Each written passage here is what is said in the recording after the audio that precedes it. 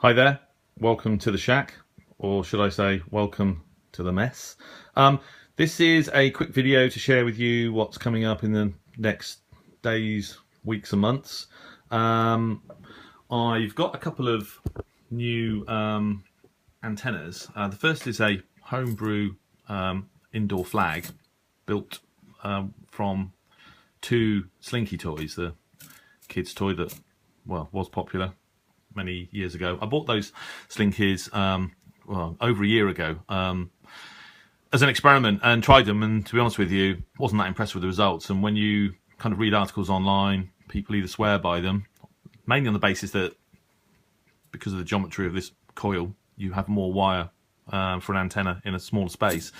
But other people say they don't work very well. But anyway, a guy I know, David Hamilton, some of you probably know him as well, he has a design on his website for an indoor flag based on Slinkies, which I've copied and built, used in conjunction with a variable resistor for nulling signals from the east, for example, if you're looking for signals from North America, and a transformer, 50 ohm. So that'll be an interesting experiment for sure. I've got another antenna. I bought a Bonnie Whip active antenna, 20 kilohertz to 300 megahertz. Again, views on this antenna are kind of polarized. Some people say it's great for its very compact size. Others say performance is kind of limited. As you know, I like to push my equipment to the limits. So it will be interesting to see how this performs both at home and on a DX-pedition. Certainly more portable than the Wellbrook, which, as you know, I take on DX-peditions now and then. So a lot cheaper than buying a second Wellbrook for sure. Still a fairly expensive piece of kit. Buy a pretty good radio for what I spent on this, but I needed another antenna, and I thought, well, it'll be an interesting experiment. So that will be coming up.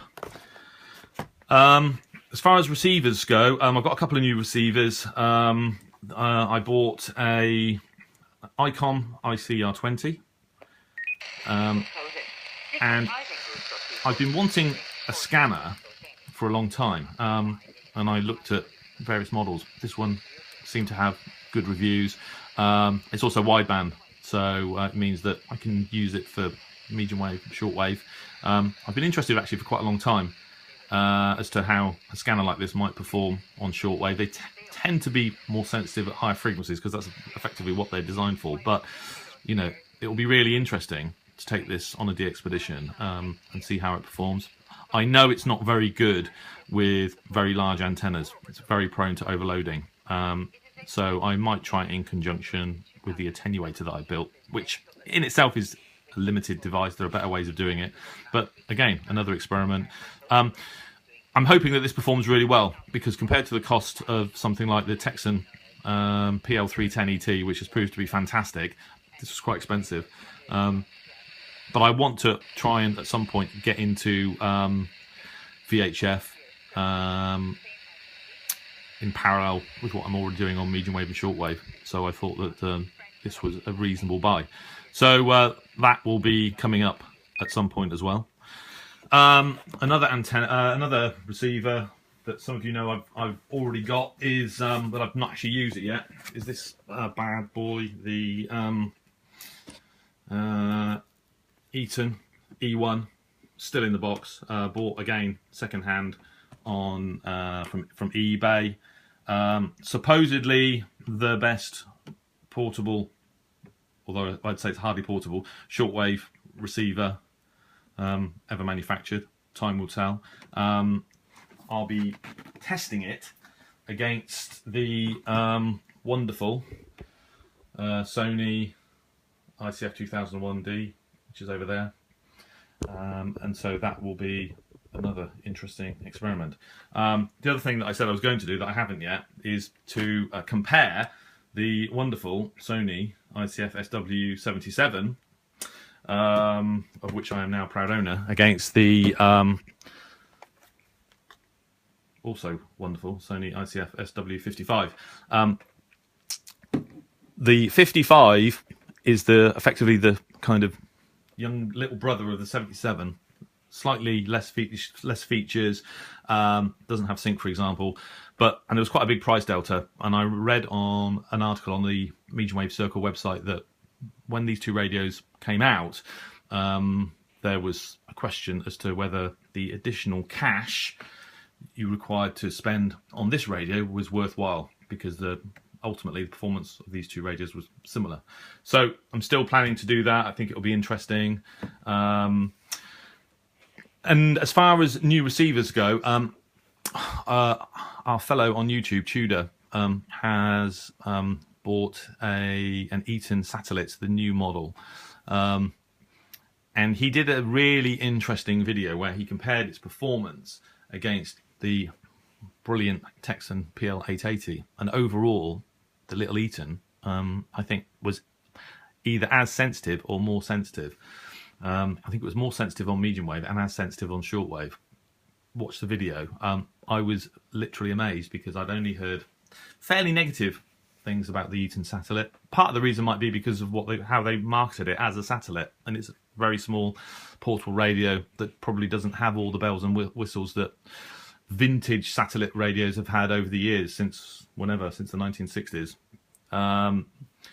So I asked for one of those for Christmas, and was lucky enough to have that signed off by the boss. So that's basically 3 radios that I'll have that will appear on the channel in the next sort of weeks and months. So what else have I got coming up? Well, the 200-meter Beveridge antenna, which you've already seen, I guess, lots of reception videos. I've still got lots of videos left to upload. I mean, on medium wave alone, I think I recorded, I don't know, more than 50 reception videos that were either personal firsts or best ever reception. And to do that, basically make just a few recordings in one night, it was incredible. So the 200-meter Beveridge will appear again. It takes quite a lot setting up, because obviously it's earthed at both ends. Requires the 50 ohm transformer for the ELAD, but the results were amazing. So there's no question that I'll be repeating that test again. It's just fortunate that it produces such a lot of good DX that it's not a question of having to do this on a regular basis. I can do it once, and then it seems to deliver a couple of months of worth of reception videos. It's amazing. And I recommend anybody to try, build their own and find somewhere to set it up. Even if you just try it once, what you'll hear is, well, in my experience, incredible, if propagation conditions are on your side, particularly. The other thing, obviously, recently, as you know, the Texan PL310ET, what an amazing radio, just under 40 quid, literally brilliant. I took it out again, actually, yesterday afternoon, and heard the Air All India Radio National channel and a couple of Air stations, regional stations, which I recorded simply by clipping it to a different barbed wire fence. I'm going to try this radio with a really big antenna. I've tried it with 30 meters and it seemed to handle it very well. So I'm going to try it with a longer antenna. I'm going to finish building my attenuator, which is basically finished. So I'm going to put it all together, and I'm going to try it with this, but with a longer antenna. What else? So I've bought a lead acid rechargeable battery for the ELAD from Maplin. I was using that homebrew power pack, which works well. Problem is that it takes 10 batteries and they last sort of 2 or 3 hours, but I knew that. So I was in Maplin a few weeks ago and bought that battery. So, the ELAD will be back out on DX-peditions. And this battery is going to last many hours, for sure. So that is about it for what's coming up. I am actually going back to Brazil next month, and I will endeavour to make some more recordings of what I'm hearing out there. Some of which I think sort of just interesting per se, because for me at least, it's interesting to know what you can hear in a pretty remote part of the world. I think for other people, it might not be quite so interesting, but that's fine. You know, I'll go out there and do some DXing when I find the time. I'll probably take the Eton satellite with me, and I'll probably try to take a longer piece of wire. I did all my DXing out there with sort of that Sony AN71, that real antenna, which is about 5 meters, and sort of see if I can get 30 meters of wire on the plane and see what happens. So that's about it. One final thing, actually, for those of you that are in the UK or not, I'm a member of the medium wave circle, and I think once a month, we get a copy of medium wave news, and this is a really great piece of information in this little booklet, because apart from the various interesting articles, you get DX loggings from the members that starts basically at long wave all the way through to the end of the X band, and there are so many loggings in here from contributions. It's a fantastic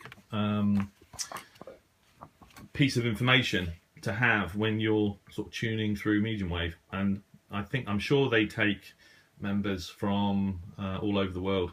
Definitely worth joining if you're not already a club, because you get this monthly reference to what's been heard, and I'm finding it quite invaluable, so I just thought I would mention that.